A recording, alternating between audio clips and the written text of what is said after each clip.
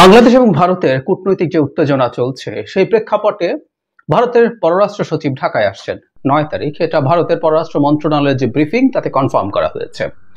যদিও এই সফরটা হবে কিনা এটা নিয়ে কেউ কেউ সংশয় প্রকাশ করেছিলেন, কেউ কেউ মনে করেছিলেন বাংলাদেশের সাথে বিদ্যমান সংকটের প্রেক্ষাপটে ভারত এই সফরটা বাতিল করে দেয় কিনা।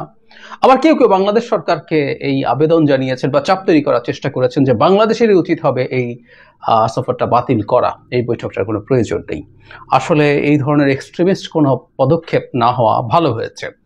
ভারত কেন শেষ পর্যন্ত সিদ্ধান্ত নিল এবং ভারতের সচিব যিনি আসছেন তিনি কি কি উদ্দেশ্যে আসছেন আমরা উনি আসার পর বৈঠকের পর আমরা বুঝতে পারবো। তবে আমরা ধারণা করতে পারি এর মধ্যে যেসব ঘটনা ঘটেছে সেগুলো একটা ইস্যু হিসেবে আসবে। এছাড়া আমাদের দীর্ঘকালীন যত সংকট আছে সেই সংকটগুলো নিয়ে নিশ্চয়ই আমাদের সরকার আলাপ তুলবে। কিন্তু ভারত এই কাজটা কেন করছে, তার পেছনে কি কিছুটা হলেও চীন পাকিস্তানের সাথে বাংলাদেশের সম্পর্ক বৃদ্ধিজনিত দুশ্চিন্তা বা কিছুটা আতঙ্ক ভারতে ভর করছে কিনা? ভারতের মিডিয়া দেখলে অবশ্যই এই ধরনের একটা ধারণা হতেই পারে এবং এটা লজিক্যাল, কারণ যখন ভারতের সাথে বাংলাদেশের ডিপ্লোম্যাটিক প্রবলেম শুরু হবে সেইটার সুযোগ চায়না খুব ভালোভাবে নিতে চাইবে এবং পাকিস্তানও সেটা ছেড়ে দেওয়ার কোনো কারণ নেই। আমরা একটু পেছনে যাই। ডক্টর ইউনূস যখন জাতিসংঘের সাধারণ পরিষদে গিয়েছিলেন তখন তিনি পাকিস্তানের প্রধানমন্ত্রী শেহবাজ শরীফের সাথে দেখা হয়েছে এবং শুধু সেটা না, ডক্টর ইউনূস ক্ষমতায় আসার পর থেকেই ক্রমাগত একটা কথা বলছিলেন, সেটা হচ্ছে সার্ককে পুনরুজ্জীবিত করা হোক।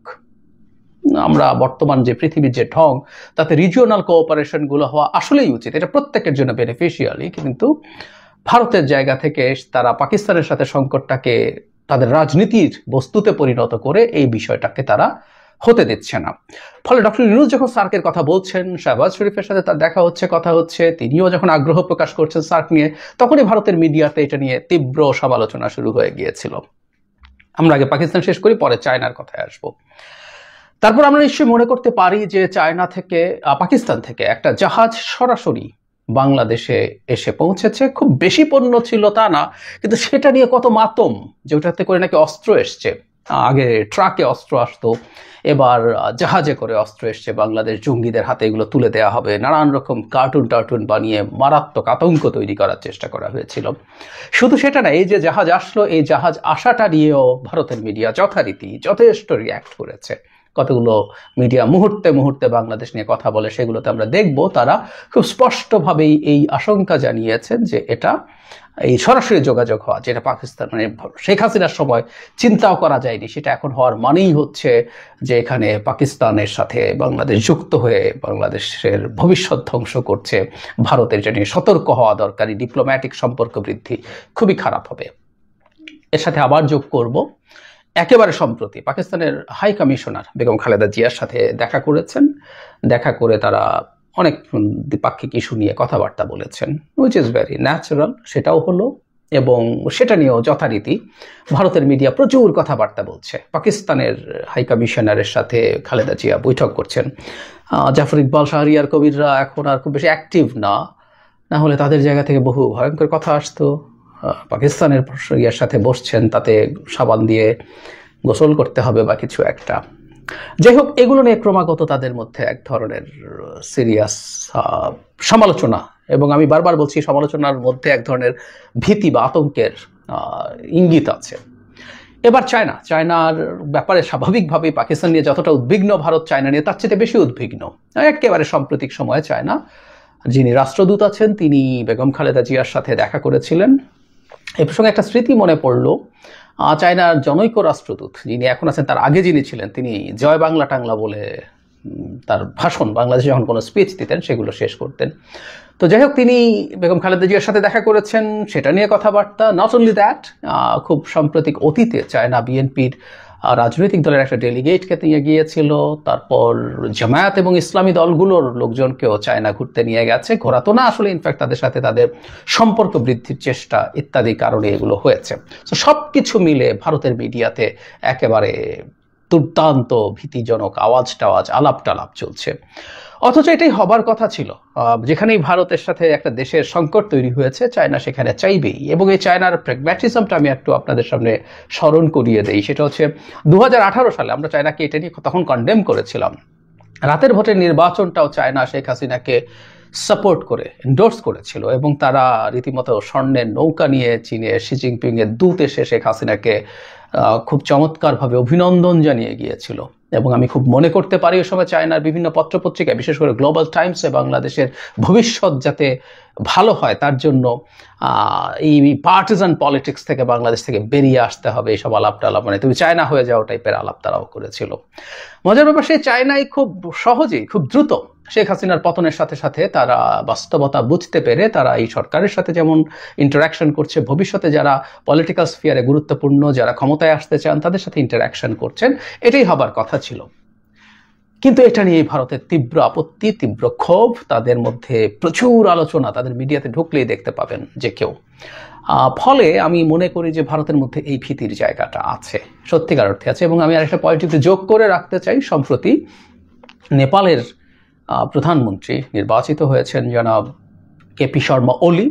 তিনি এর আগেও আসলে প্রাইম মিনিস্টার ছিলেন। উনি যথেষ্টই চীনপন্থী হিসেবে পরিচিত। ওনারা সব মাওয়িস্ট, ইনফ্যাক্ট সব মাওয়িস্ট দলগুলো একত্র হয়েছিল এবং রাজনীতির ঘোর প্যাচে এখন মাওয়িস্ট নেতাদের মধ্যে পুষ্পকমল দহল প্রচণ্ড বলে আমরা যাকে চিনি, তিনি কিছুটা বা বেশ খানিকটা প্রো ইন্ডিয়ান হয়ে গেছেন, কিন্তু ওলি প্রো চায়না আছেন। তিনি তার প্রথম সফর চায়নায় করেছেন এবং বিআরআইয়ের সাথে আরও বেশি ইন্টিগ্রেটেড ওয়েতে কাজ করার কথা বলছেন।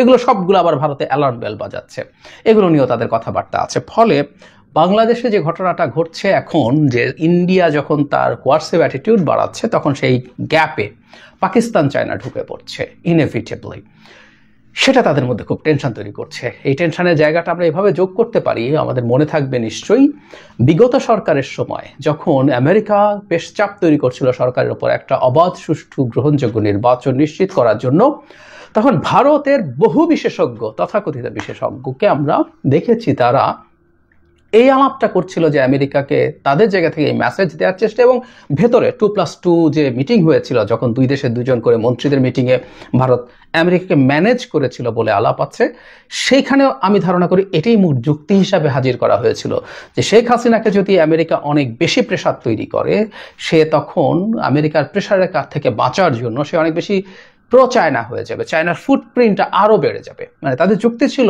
আমেরিকা শেখ হাসিনাকে এরকম একটা অথরিটারিয়ান সরকারকে সরাতে চায়, কারণ সে মনে করে গণতান্ত্রিক সরকার যদি থাকে তাহলে চায়নার ফুটপ্রিন্ট কমে।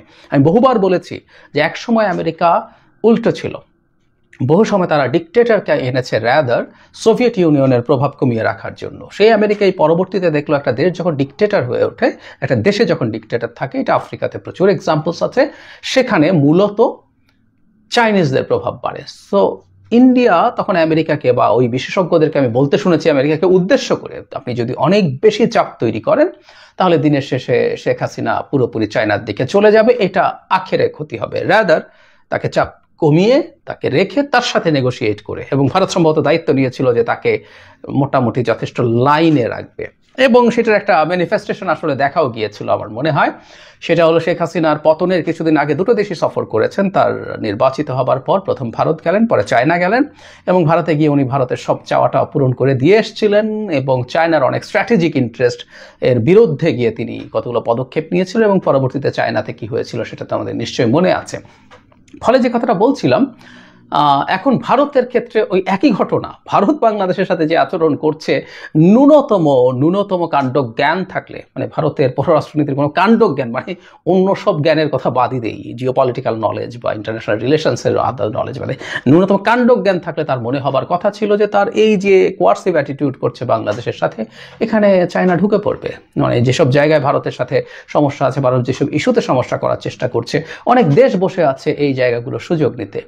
পাকিস্তান বাংলাদেশের কাছে 40,000 আর্টিলারি শেল সম্ভবত বিক্রি করেছে, এটা নিয়েও বিরাট সমালোচনা দেখছি। আমরা পাকিস্তান থেকে শেল কিনবো যদি পাকিস্তানের মিলিটারি শেল আমাদের কাছে, আর্টিলারি শেল যদি আমাদের কাছে যথেষ্ট এফেক্টিভ মনে হয় এবং সস্তা মনে হয়, আমরা কেন কিনবো না?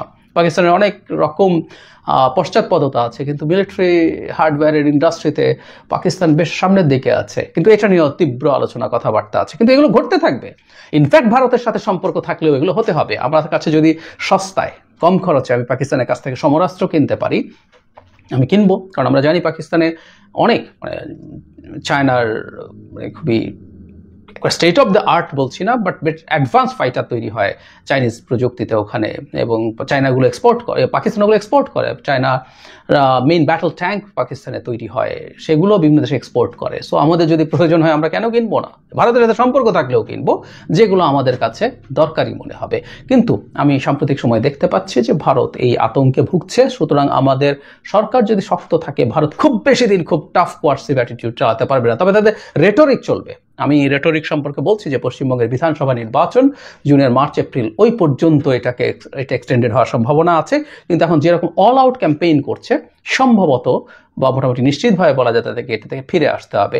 এবং ভারতের পররাষ্ট্র সচিব আশা এটাও ইন্ডিকেট করে যে সম্পর্কটাকে আরও বেশি খারাপের দিকে তারা নিয়ে যেতে চায় না। নিয়ে গেলে এটা আসলে তাদেরও বিরাট বিরাট ক্ষতির জায়গা আছে, এটাও আমাদের বুঝতে হবে।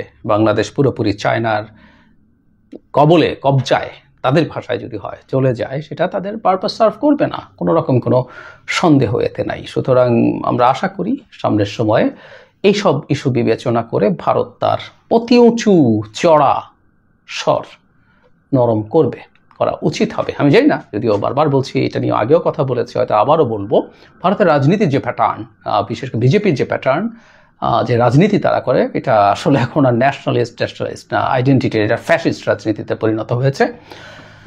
এটা হয়তো আরও অনেক খারাপ কিছু দিকেও যাওয়ার সম্ভাবনা আমরা উড়িয়ে দিতে পারবো না।